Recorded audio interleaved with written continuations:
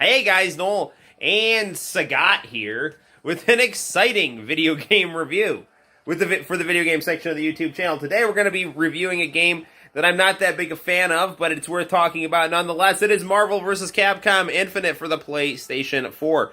This is the latest and worst entry in the Marvel vs. Capcom series. Thanos. Yeah, okay, we'll be Thanos. Because, while other Marvel vs. Capcom titles have things like good artwork, good music, fast gameplay, and an engaging final boss. Hold on, buddy. This has none of those things. So let's get into it as we review Marvel vs. Capcom Infinite on the PlayStation 4. This game also doesn't have a fun opening attract mode either. So we'll go to our arcade mode here. Now, this game, as opposed to the other Marvel vs. Capcom games, is not based on the comic books. It is based on the Marvel Cinematic Universe, which means that there's no real artistic charm here, and the music is that weird, pretentious pop orchestra music. Yes. Let's do Blue Hulk. You gonna do Blue Hulk? Yeah. Sure. This game does have the Infinity Gems in it, but they're not easy to use like in Marvel superheroes, where it's not the final boss. It's Ghost Rider and Morgan. And the other thing I don't like about this game is they don't have Japanese voice actors in this game, so Morgan's got a weird Scottish accent. Like, I'm Morgan. Shorin Gabora. That's not what she says at all. But it actually would be a little bit better if she did say that. Know that you are just a means to an end. Pleasure and pain, we deliver hope. Who will come out on top? Ready. The font for the game rounds is not that engaging either. It just looks kind of generic. Daddy? Yes. Is this game such annoying? This game is such annoying, yes. Now, I mean, honestly, this game is kind of like an adequate 2D tag team fighting game with kind of bland graphics that bear a vague resemblance to the originals.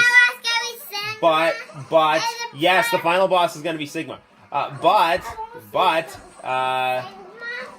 You know, the worst part about this game is the final fight, as Santino's talking about.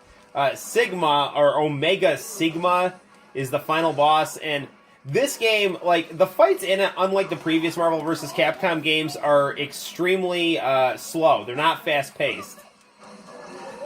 I mean, the gameplay is smooth enough, right? I mean, the controls are responsive. But the fights are slow. The music is not engaging. And the other really, really annoying thing is that when you tag out, you don't hit your opponent. It's not like the other person, like, jumps out and jumps back in with, like, a jump kick or something. You stay on the screen for, like, 2 seconds, leaving yourself wide open for an attack. And it's, you know, not great. And the other thing I don't like about this game is, you know, the computer blocks way, way too much, making these fights even longer. Like, the fights in the other Marvel vs. Capcom games, you know, were like maybe 40 seconds. It feels like each fight in this game is like a minute and a half. And with crappy music that, you know, does not really get you involved in, you know, bland level designs and kind of weird artwork that, I mean, it's well done in the sense that everything is proportionate and, you know, you can definitely see there's a lot of, like, detail through the 3D graphics, but, you know, I think the faces, they're not aesthetically pleasing, and they're not engaging, right? They look pretty darn generic. So, yeah, I mean, the other Marvel vs. Capcom games, you know, they would have, like, Jim Lee artwork, or Aki-Man artwork, or Bengus artwork, and this is just kind of, like, again, I mean, like, it's proportionate, but it's just not very good looking, you know? And again, everything is based on that kind of self-aware Marvel Cinematic Universe stuff. Is that game such annoying? It is such annoying. So, the other thing here, we have 6 fights. What? before we get to the final boss. So, there's that. Surrender But, all I don't know. This game is just... it's a chore to play. I'm sure there are people that like this game. What is And it? more power to you. It's Arthur from Ghouls and Ghosts. Like, Arthur looks good, you know. Like, that's good. What are we fighting? We're fighting Arthur and Red Armator. Hey, don't hit the table with the rosary. We are super Catholic in this house. Well, at least I am, you know. And Santino, my lovable sidekick. With Dr. Light's in the background, that's a cool cameo.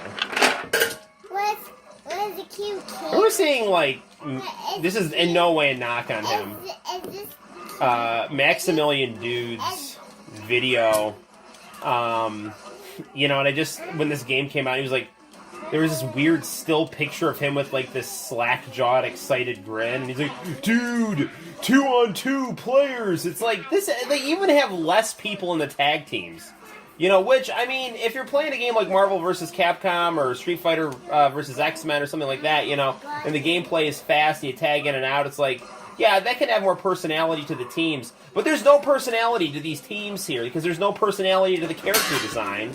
And there's no, I don't know, charm like there is with the 90s comics version of these characters. And I'm saying that as someone who grew up in the 90s, so obviously, man, I associate this, you know, more with my teenage years and childhood and things like that, but I don't know. Like, to me, I don't know. I mean, I like the Marvel Cinematic Universe, but it's just kind of, it's too self-aware.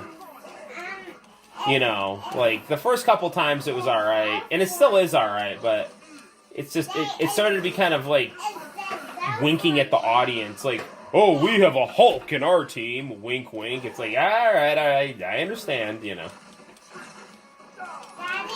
Like, I want a Jim Lee comic book. Or stylish Japanese artwork. You have to buy Venom for the low, low price of $8. Which I don't want to do right now because I'm waiting for payday and I don't want to reward this game with money. I'm also kind of annoyed that in this video, our camera angle is better than in our Dragon Ball FighterZ video. Which, Dragon Ball FighterZ is an infinitely better game. Despite the lack of an arcade mode, just the fighting in it is actually good. I mean, this game, if you wanted to... the other thing about this game that's ridiculous is there's no X-Men in it. Because, again, you know, this is based on the Marvel Cinematic Universe, and there's no X-Men in that because of copyright things. Which is so, like, I don't know. It's just another reason not to like this game. This game is such annoying. There's 34 seconds left in this fight. It feels like I've been doing this fight for 5 minutes.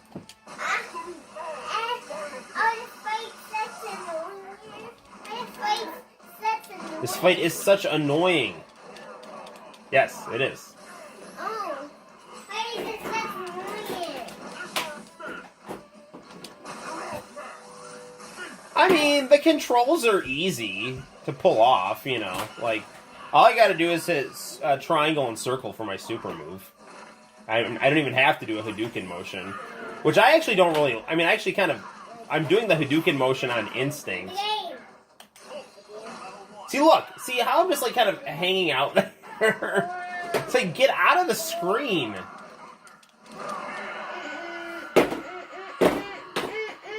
I actually dislike this game so much. I set it in Japanese so I could see Japanese text, so it made me associate the game more with Japanese stuff, which I like. But then I couldn't, you know, like, read the menus, so I put it back to normal. When Hulk smashes something, it stays smashed. You know, I understand that, you know, in Marvel vs. Capcom 3, they stopped having the Smart Hulk, because, you know, the Smart Hulk was not happening in the comics anymore. But I really like the Smart Hulk in the Marvel vs. Capcom Marvel Superheroes games. Give him a lot of personality. Who's next? Who's next, Daddy? Well, who's next? I think we have Mega Man X and someone else I didn't see. Oh! This level's got a pretty background. Oh, Captain America. Okay. But he doesn't have his cool, he doesn't have his cool feather wings there. This is a pretty level. Credit where credit is due here. This level is very pretty. Of course, the music's not good, though. But this is the best level I've seen in this game.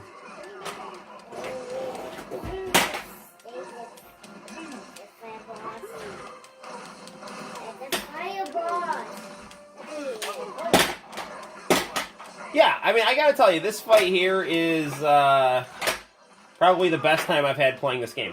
Now, as with new fighting games, there is a long-winded story mode that does have an interesting story to it.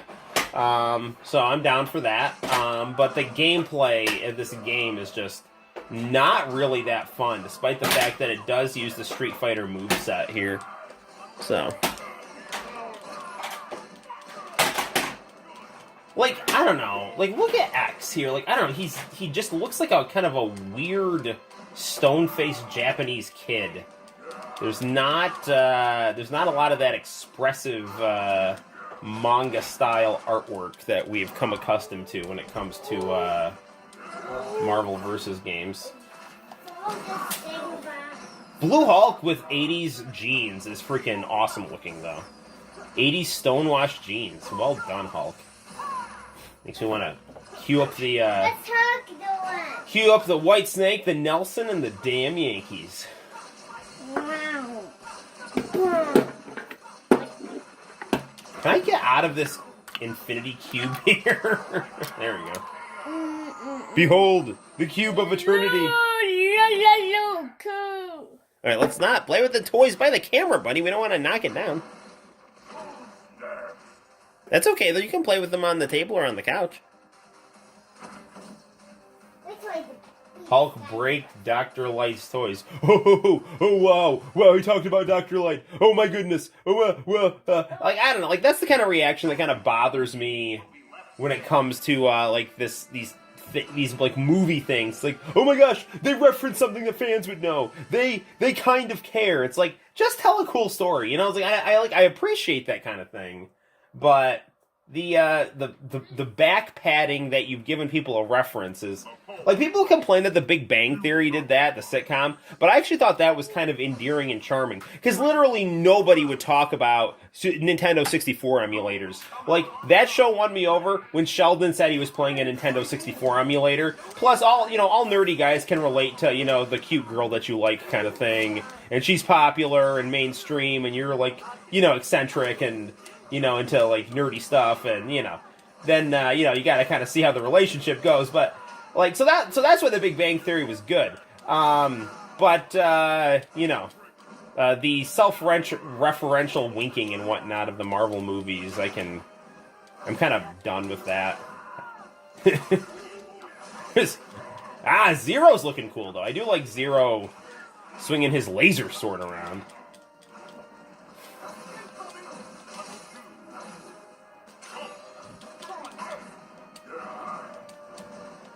Yeah, like, what was cool about Marvel vs. Capcom 3? Which I'm going to actually download on the Xbox One. Because there's Xbox One's got 4K, and that's going to look really nice on that console. I actually just downloaded Final Fantasy VII on my Xbox One in the HD reskin, and it looks great. I've got the new Final Fantasy VII Remake. I just have to sit down and play it. And it's one of those things where I just... by the time I put Santino to bed and do some schoolwork, actually my wife puts him to bed. But by the time I help tuck him in, and then I go downstairs and do the dishes, do the schoolwork, clean the room, decompress with a YouTube video or something, and it's like, oh wow, it's like 12 o'clock at night. I don't want to turn on an RPG because I'll fall asleep. Let me try to play Castlevania Rondo of Blood on the PC Engine Mini, which we have to review for this channel because it's just amazing. We do finally have one of those. I broke down and found one on eBay, and it's amazing. But yeah, long story short, I want to get Marvel vs. Capcom 3 on the Xbox One. You're still the one, Xbox One. That should be their slogan. I'm gonna lose this fight. Which is terrible, because this game's not fun to play. We're not going to get to the boss, which is impossible to beat and takes 20 minutes to kind of beat on top of that. And on top of that, the boss is like not cool looking either. It's like a weird wrinkly head with arms and legs growing out of it. Like, I mean, I legitimately find WCW Backstage Assault more fun to play than this game.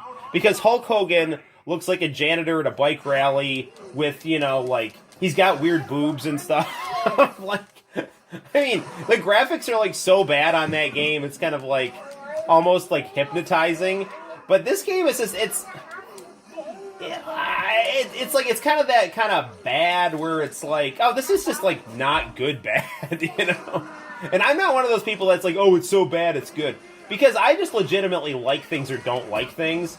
You know, if, like, something's got, like, the charming absurdity of mass culture in it, you know, and, like, human beings attempting to make cool things, like, I like it. And I respect the effort that went into making this game. I'm not in any way downplaying the efforts of the people that crafted this game. Because making a video game is hard. It's something I have not ever done. It takes, you know, years to do, months to do. It, you know, consumes hours upon hours upon hours. So I'm not... I hate it when people are just like, oh, this is just worthless. It's not worthless. People worked on it. But if I'm just kind of talking as a fan and a connoisseur here, this is the least, by far, of the Marvel vs. games here.